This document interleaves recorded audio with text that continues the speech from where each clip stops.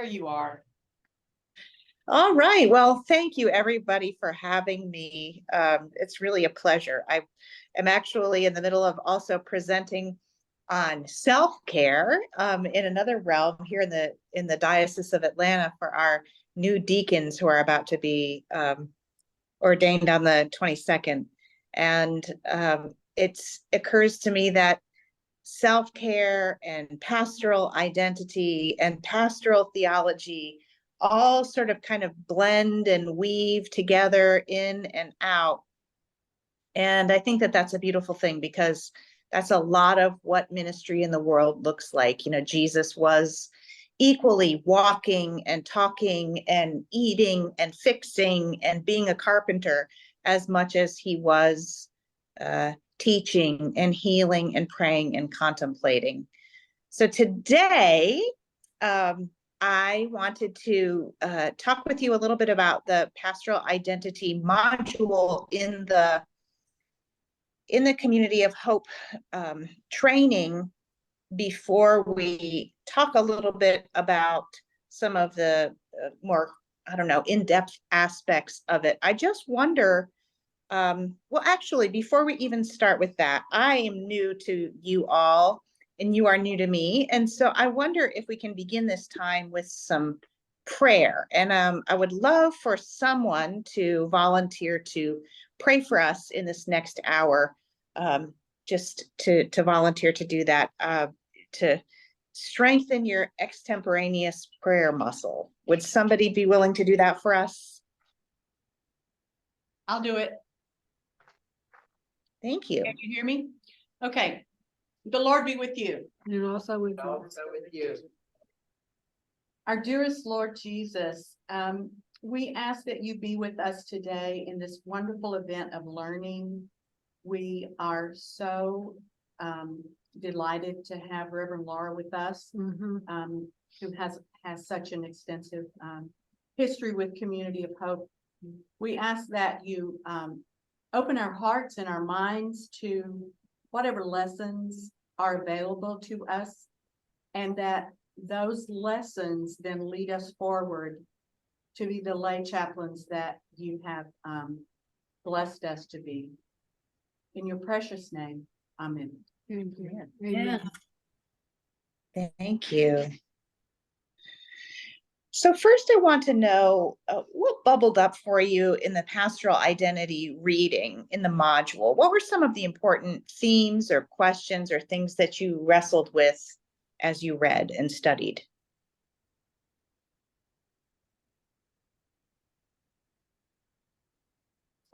For me, it was the storytelling.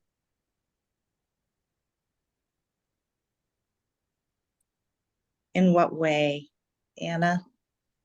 I felt like it deepened my spiritual understanding. It gave me new insights. I thought it was very appropriate for this kind of ministry, because I think that knowing ourselves spiritually is one of the key purposes of this kind of training. Knowing ourselves, that is to be underscored for sure. Yeah, knowing ourselves. Thank you. What else for anybody else? For What me, did you get out of it? For me, it was the morning bench.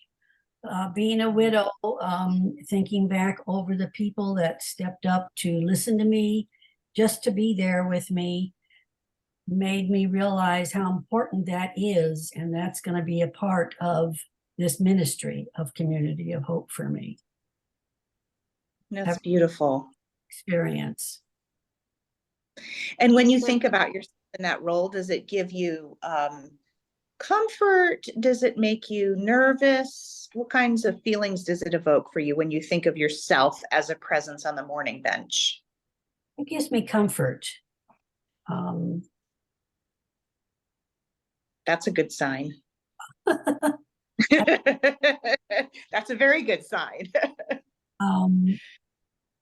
I'd like to take the skills that I saw in those people that were with me on the morning bench into being on the morning bench with someone else. Yeah, and I think if you've ever been on the morning bench, you already know some about what to do and what not to do. Was anybody, when you think about the image of the morning bench, which I'm assuming you all know what we're talking about, does anybody feel a little anxious about that? Or is there some part of that that makes you feel ill-equipped or some other apprehension quality? Of course. Of course. Yeah. Say it loud. Yes, I said, of course, when you're sitting there, you don't want to say the wrong thing. You don't want to say the wrong thing, period, so. Here. Yeah, Mhm. exactly. Sitting on the morning bench. And no, I was not sitting, I was in the morning. And a person came to my home and sat with me. I was okay with them being there, but I was very uncomfortable with their presence. There you go. I didn't know what to do with it. Wow. How to Yeah. react with it. And there was That very is- little conversation, which was okay, but I really just wanted to scream and I didn't feel like I could scream. Mm. That is such useful information for us. First and foremost, in our pastoral identity, it's important to answer the question firstly, what's the why of why I am here?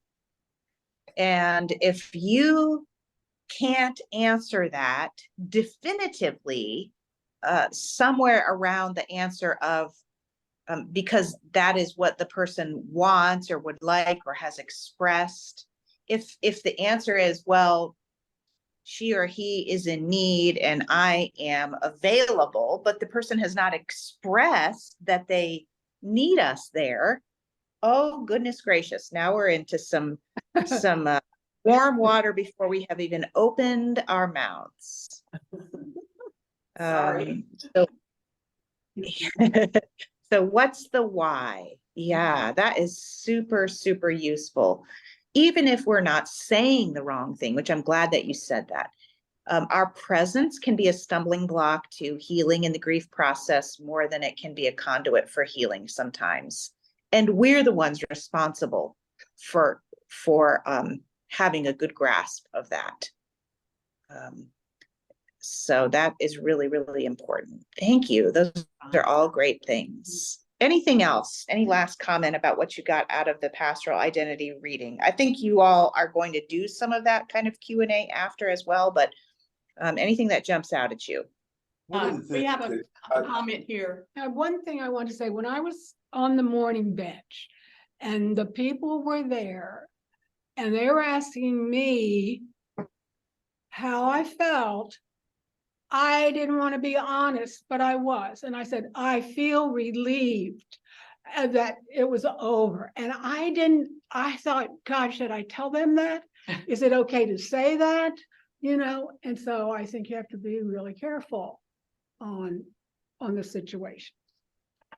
And vulnerability, we're not asking, we're there for them to become vulnerable if they wish to be vulnerable. Right. And That's right. When somebody's in that situation, they're trying to do a lot just to maintain control. Right. And they're maybe sometimes afraid to pop the cap off because they don't know where it'll go. Right. Right. So I don't, y'all are talking about saying the wrong thing. I ask myself the question too, but it just seems to me we're there to listen. We have no answer. If they want to scream, let's all jump up and scream like heck, and get it out. Yeah. But Yeah. it's just people don't want to be vulnerable. Right. Intrinsically. and thank you for that. To worry that we're going to say the wrong thing, which is a legitimate worry. We have though, we have surpassed these other first things, which is to say, like we talked about a minute ago, am I even really supposed to be here right now? Mhm. And that the care receiver is the person who sets the tempo and the tone and the conversation content, not us. So you could have all these great skills. You could have gone through all of this incredibly worthy training that only the community of hope can offer you. And I promise that. Just a plug for Community of Hope. You may have gone through all of that, and the person on the morning bench wants to talk about the caterpillar crawling over his shoe. Right. Mhm. Yeah. We do not get to steer. Mhm. And that is to say, part of the pastoral identity of a chaplain is different than, we're going to talk about this in a minute, but is different than a friend or a mother or a priest or a pastor or a deacon or a counselor or a teacher. And that if we are assuming the space of a listener, then you are activating, employing the safe space as the invitation to the person, not yourself or your set of skills or knowing some good starters or knowing how to delve into different issues. That the space is there for them, and that's the way that you invite them to dive deeper if they want to. But like you said, maybe the invitation to us is to jump up and down and scream. Maybe the invitation to us is to talk about the caterpillar on the shoe. Or maybe the invitation to us is to talk about the fact that we're actually secretly relieved that he died. But we don't get to steer, they do. That is so good. Thank you. Somebody else spoke up, and I just wanted to get that last comment, I think.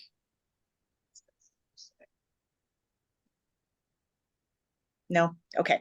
Here's what I would love for us to do. I have a question. Oh, please.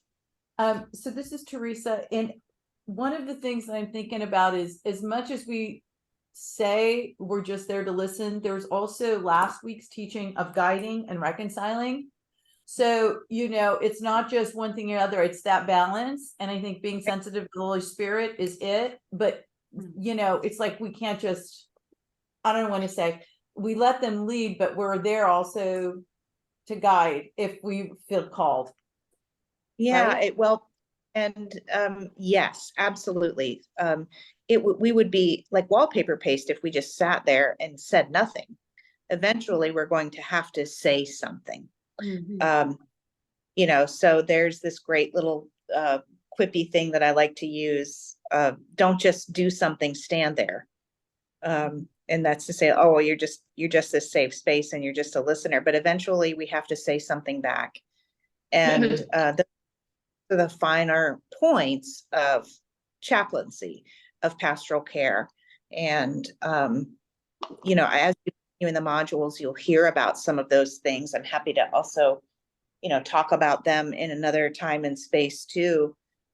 Leading questions and issues of how people talk to you about God or who God is or where God is for them, or the question of why God, and how you deal with these two opposing things, which are the lived theology of the person. How are they acting out according to who they think God is? And the embedded theology, the thing that they were always taught about who God was, and how you parse that out in order to not do further damage, spiritual damage. But that's a little bit more complicated. And we have a question from Brownsville. That was page 2. I'm sorry.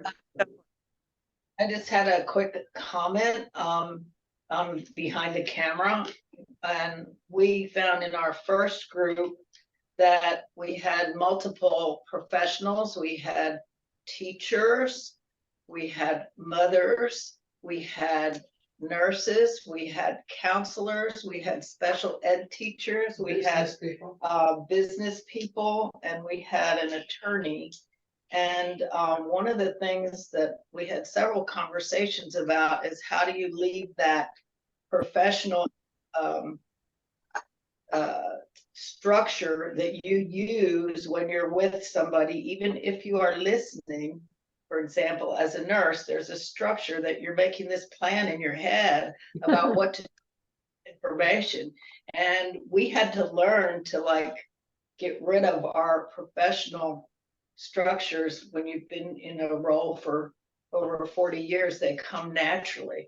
Or even mothers, it's like 40 years always for a young mother. We had a young mother, her kids were not 40 years old yet. And solving problems for people was a big issue for our group because we were already skilled at helping to do that. And you had to step back from that, which I think is part of what you're saying, that you have to look at your own skills and know which ones need to like sit over on the curb when you go in to visit with someone. Absolutely. Absolutely. So that's a great segue into this practice that I want you to do right now. And it's perfect for Zoom because you can each at least kind of see your own image. What I want you to do is look at the image of your face, or if you can't see it readily, I know there's some groups here that's the camera's kind of far off. You could also use your own phone and turn the camera around and look at your face. Oh my God. Oh my God. Pain, pain. And what I want you to do is take a minute and examine you. I know. Who are you? Examine all of the details of it. It's just terrible. Look. Do we have other glasses? Oh, God. You know, we have Hold it a closer. picture of who we are. All right. I just It was helping. That's not it. Well, this Yes, works. yes. Yeah, Yes, it's we very- think we look okay. We do. really, Uh, Okay, we're back on the air, guys. really looking. That's great. Now what I want you to do is tell me a little bit about what you see. If you can just popcorn in and volunteer your answer. After having looked at your face, what do you see? I got A smile. Smile. That's why I don't belong in this group. I see a smile, I see wrinkles. I see wrinkles. Great. We have wrinkles in Brownsville. Eyes with dark circles. Dark. White That's hair, good. Say again. white hair. White. And I fell on my face. It's just the face, it's the wrinkles. Crown ones. Why are we being so negative about ourselves? But I also see carry eyes. I And when look I at look my at my- face, I see kindness. You know, Oh, That's- when I look at my face, I see a lot of makeup on today because it's week and still continuing. And so pastoral identity can be easily answered in the ways that we know how to answer that question. Who am I as a chaplain? Well, you already said it. You are a listener more than a speaker, right? That's why you have religious icons, especially in the Byzantine era of icons, have these small, tiny mouths and big, huge ears. We know that you as a lay chaplain will be a space provider. That's one thing that we lead with before we even listen. What else? Like a companion, you talked about the morning bench. What else could we add there that's a easy? But what you are not is you are not there as the fixer. You are not there as the blamer. You are not there even as the reorienter. Yes, good point. You are all of the things that you know a layperson to be and what they are not, except that because you are human and you yourself are going to be bringing things into the conversation or the listening space or the silent space or the space talking about the caterpillar on the shoe that is specific to your experiences, your background, your stories, and your own woundedness. Stories. So, lay chaplaincy is a little more complicated than we sometimes identify. And part of knowing your pastoral identity is not just knowing what you're called to do in this role as a listener, but it is also a call to know yourself as fully as you can, right? Because if someone were to ask you about your own identity, not about who a lay chaplain is, but just as a person, you might say something like, said to you, well, who are you? Anna would say, I'm a kind person. Or somebody else might say, I'm a dog lover. Or somebody else might say, I'm a survivor, a cancer survivor. All of those pieces of our past. Or why am I alive? If we included that in who we were, what is our purpose in the world? Why did God choose us for this time and space? Why am I here? Those kinds of things. And those answers are also going to affect how you are in a space of listening, right? So here's what I want you to do for a moment. I want you to reflect on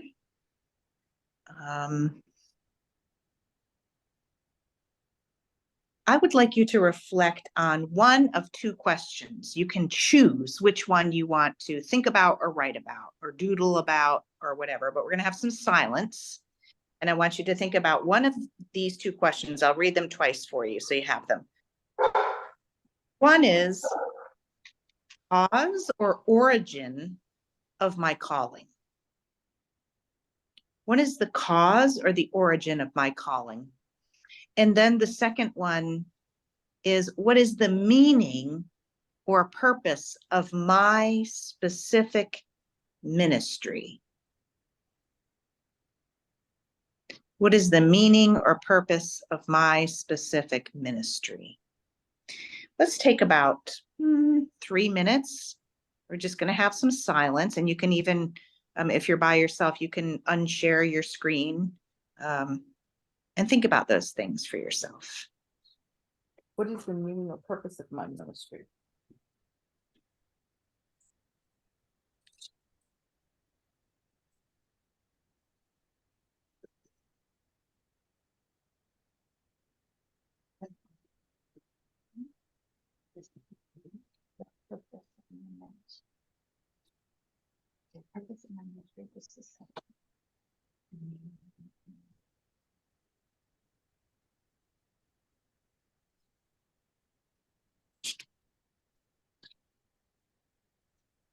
Somebody else do the pen.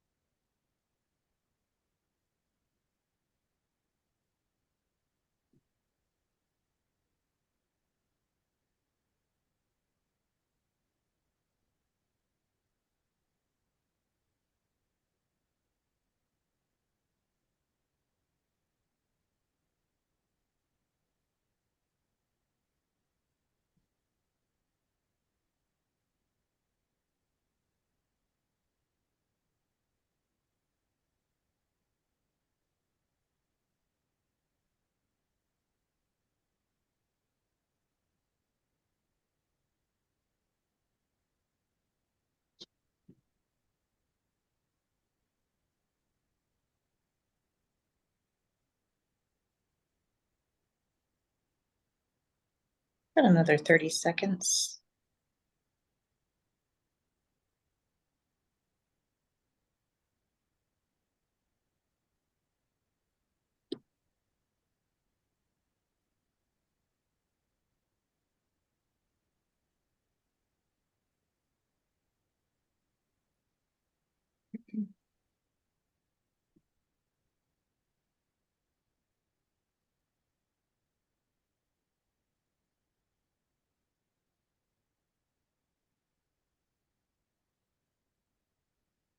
What is the cause or origin of my calling, or what is the meaning or purpose of my specific ministry? So these two questions embedded in this is an acknowledgement of all of the scars and the wisdom and the stories that you bring with you to this space.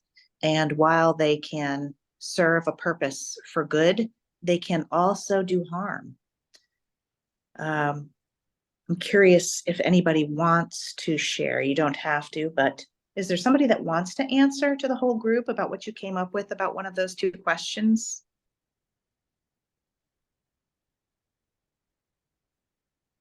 This is Nick Dean at St. George, San Antonio. You can't see me because I'm the operator, but Okay.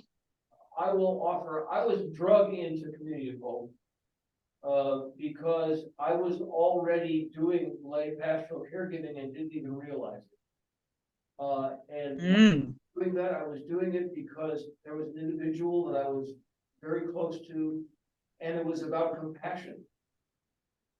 This individual was nearing end of life, was alone, was not ambulatory, was immobile. He was a widower. He was alone, and he had been loyal to me as a mentor and encourager for years. And I felt like the Holy Spirit wanted me to return the favor and out of compassion to relieve his pain and loneliness. And so I spent time with him on a regular basis. And Marilyn Herbster came to me and said, "You belong in CoHI." And I said, "What's that?" And she said, "Well, here it is." And so here I am. So the order was about compassion for me. Compassion led me into the role, and the role led me into the organization and the wonderful support I get from it. That's beautiful. Thank you for that response. That's a beautiful response. And it shows that if you're a compassionate person, then you're called to be in compassionate spaces with others. And so our own sensitivities bring us to this. And while that might be the origin of the call, it's also a danger in thinking, well, I'm not implying at all, don't hear me wrong, that you're doing this for ulterior motives, but you have to always consider the why, like I talked about. What's the why of why I'm in this space with this person right now? Is it to hold space for them in a way that makes sense? Is some of it for me? And that's not necessarily a bad thing, right? If we're compassionate people, then we are getting something from it. And people can sense that. Sometimes people can really read us and say, this is a safe person. Not always, but hopefully by the grace of God, we emulate some of God's goodness. And when we feel the calling placed upon us, don't we have a sense of fulfillment and reward from that? I mean, that's legitimate, right? A sense of what? Say again, please. Fulfillment and reward at a spiritual level. Exactly. That's not a bad thing. Right. And here I am implying that our own woundedness and the reasons why we say what we say or react the way we react are all part of the conversation with a care receiver. You can't not do that. You can't just completely shut off who you are and how you respond or what you think or feel or how you pray. And so the point of thinking about this and the subject of pastoral identity is to have a really strong grasp of those backstories for yourself. And like, I had somebody tell me once, I love this, that I have all of these issues because we all do from our childhood. You can never escape your childhood. So I've got these mommy and daddy things going on, these dialogues going on up here all the time. And then the person that I'm talking to, it could be a care receiver, it could be a friend, whoever it is, also has these things going on. So the conversation is less about me and the person, but about all of these voices talking together and reacting. So the more that we have reflection time in our pastoral roles, the more that we have time in debriefing, the better chaplains we will be. Right? So how can you become a more self-reflective chaplain or minister should always be on your mind? Or that is to say that you should always provide a space for that before and after your experience.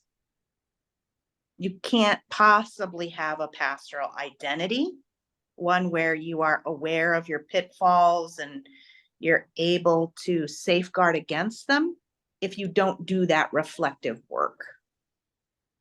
And that's why debriefing is so important. Also, the pastoral identity of a chaplain, we were just talking about this in this group this morning, is different than the pastoral identity of a counselor, or like somebody was saying, all these other wonderful roles that you had in your circle just last week, and that you have to sort of set all of those kinds of things aside.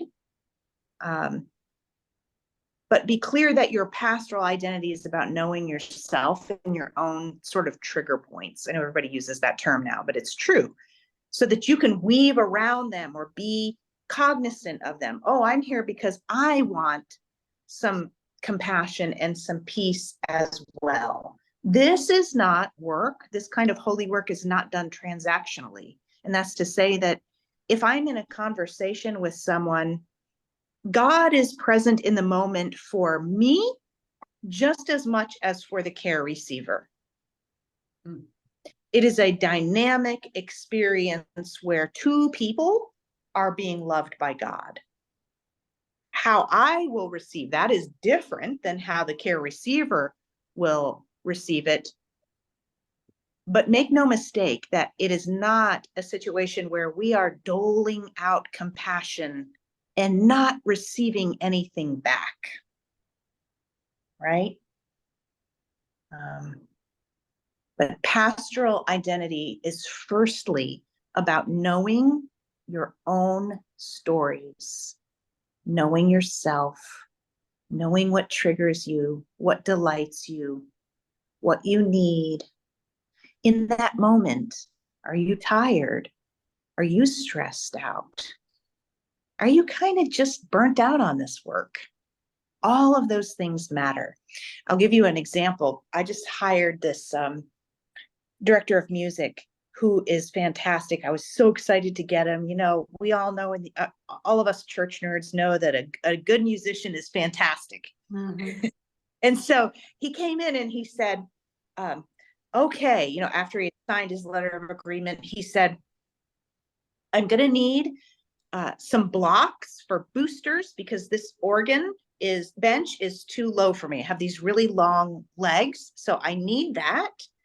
I also need some paper and a pencil for me to scribble down each time I do a new hymn, because this organ doesn't have a bank and I always have to reset it. So I'm going to have to make notes about each hymn. So he knows he has to allot some time for that. And I say to him, when you go into the that music area, there's a dip before the step where the organ is. So remember to step down so you don't break your neck. These are the things that Sam needs in order to fulfill his call. You will need things in order to fulfill your call as well. That's where self-care comes in.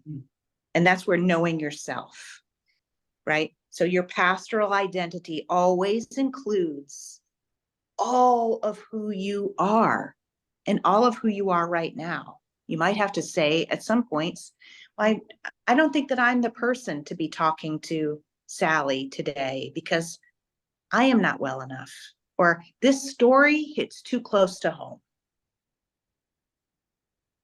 We're not looking to be saviors. We're not looking to be winners at the contest of who can be the best listener or space holder, right? And also that we talked about this a minute ago, the identity of being a pastor is different than being a friend or a sister or a chaplain. God's the chief pastor. So, as we're not God, we're more silent, more unknowing, since we are delivering this space to God. And as a sister or a friend, we're called to be just those things, which is different. Also an identity where sometimes you could interrupt or object or make a joke of something, make light of something. It's really important to know the boundaries around identity, when they're appropriate and when to lay them down.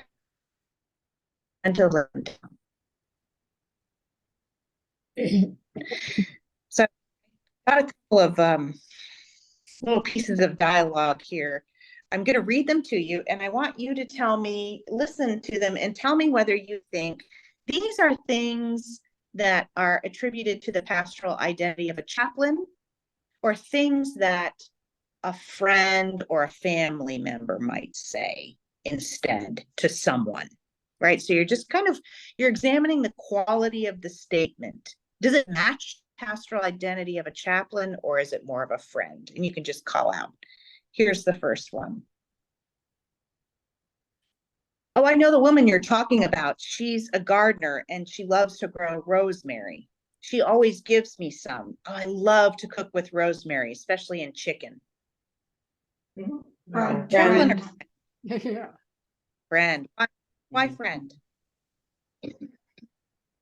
Driving the conversation. Plus, you're good. identifying the person.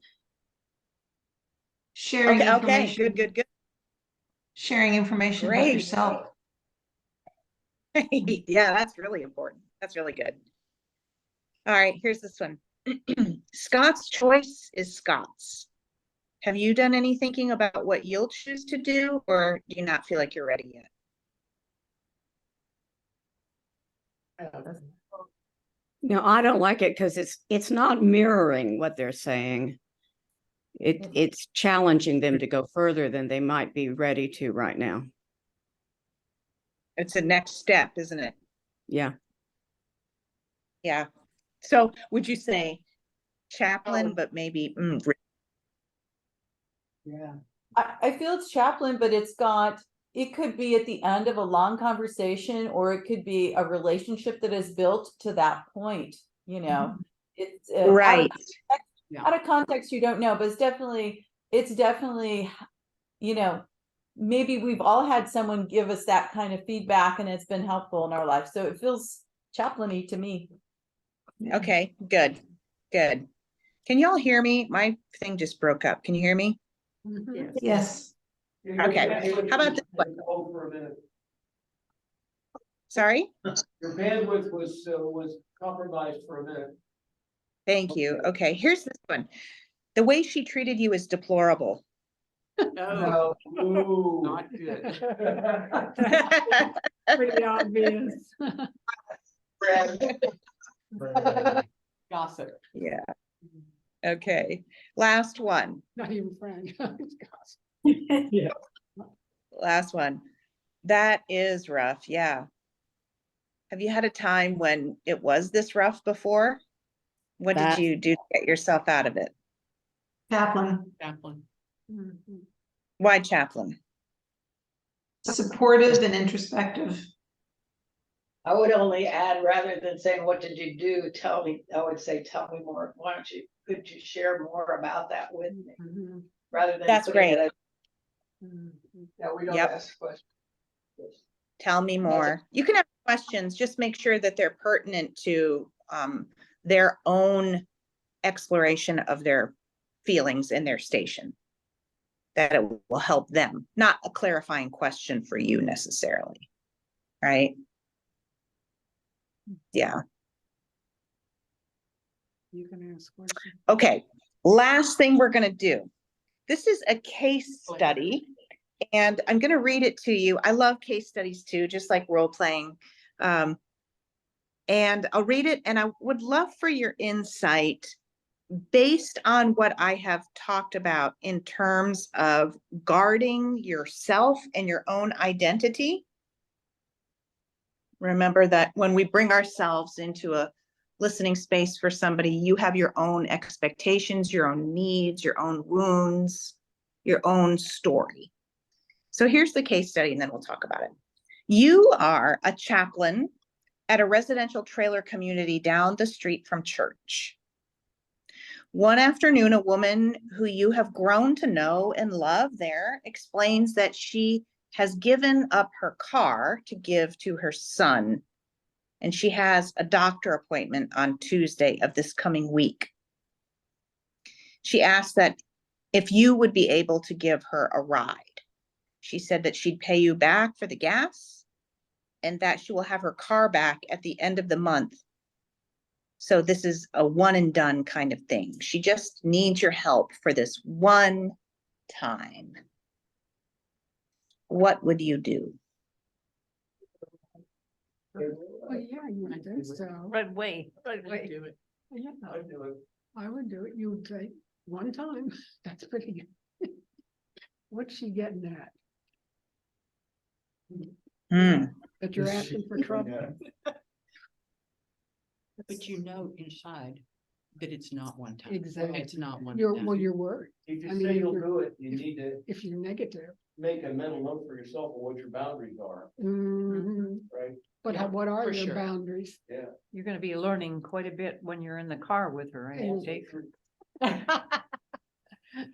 What are your I don't know. boundaries, Andy? How I- many I times think- do you do it? I think I'd refer her need to the church, thinking that there would be some kind of adult support group for people who had needs like that. I think it might be more important to keep the boundaries a little bit more rigid than that. Well, I have to kind of think about, like, one of the people at with your congregation that does give people a lot of rides, and that you love that. But you might also want to explore it a little further, because you know it's going to be an ongoing issue, and Yeah. you know, might even approach it and say, well, as a friend, I would say you probably need to look at how are you going to do this over time, because you're going to be without a car. Can I help you sort through that as a friend, and just make it clear that you're helping her as a friend and you're not in your chaplain, and that you're going to do it temporarily. But if we're Okay. not, if we're not trying, They gave the car to the son. if we're not trying to be fixers, shouldn't we give this off to somebody whose role it is to do that? Is this part of our pastoral identity? Is part of pastoral identity? And there's not a right or wrong answer to this, but what you've all mentioned makes great sense about the fact that this is an opportunity to get to know her more, to get to integrate her into the community so that she can be helped in a sustaining kind of way. Because like I think Pam said, this isn't the only time that she's going to need help with a car ride, right? It will probably perpetuate. And that this is what our call is. That's what it looks like to love neighbor. And yet, in the blurring of pastoral identity and theology and boundaries and self-care and debriefing, it's not a good idea to blur the lines for her. Somebody mentioned the fact that if you said to her, articulated, I will do this for you as a friend, that might be something to think about. But again, that's a different role, right? So this kind of ties into the fact that as in a Benedictine community, you all are charged with adhering the best you can to the rule of life that you have made for yourself. And in a rule of life, you know that you will be challenged. You know that there will always be examples of things that pop up in your life that will not align with the promises that you have made to God. That is why we continually return to the Psalms and return to prayer and return to community and debriefing. That's the beauty of a Benedictine community. So as I end my time with you, that is what I want to lift up to you, is that in pastoral identity, you can do the best that you can do one case at a time, as long as you are thinking about yourself as a wounded healer and yourself as part of a community of people who are called to hold each other up in this work. This case study is exactly what you will be doing in your circles of care. It's exactly what you'll be talking about without names and scenarios and all of that. Because what you just did, all calling out, popcorning in at the same time, there were probably 15 valid considerations. Mm-hmm.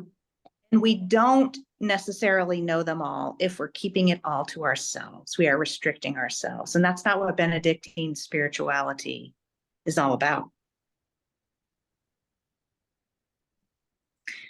So that's all I have for you. I know that our time is limited. Does anybody have a question or comment or something before you all move on to your next item?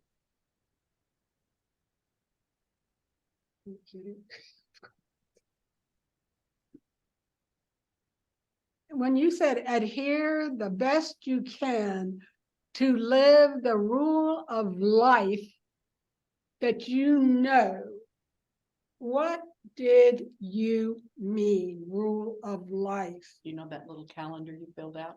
Uh, That's your rule of life. Oh, I'm really? gonna pray here, I'm gonna have my breakfast here, I'm gonna work out, exercise here. Yeah, that's your rule of Oh, life. thank you, thank you. Great question.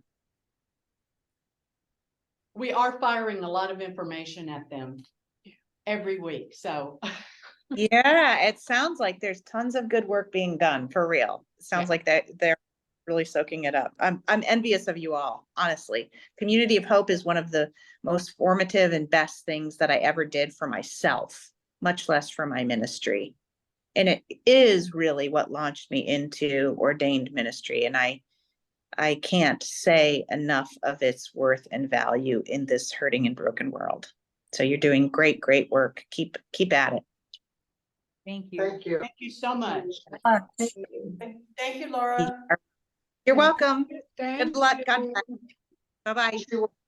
They all get the information she. Look, Joe.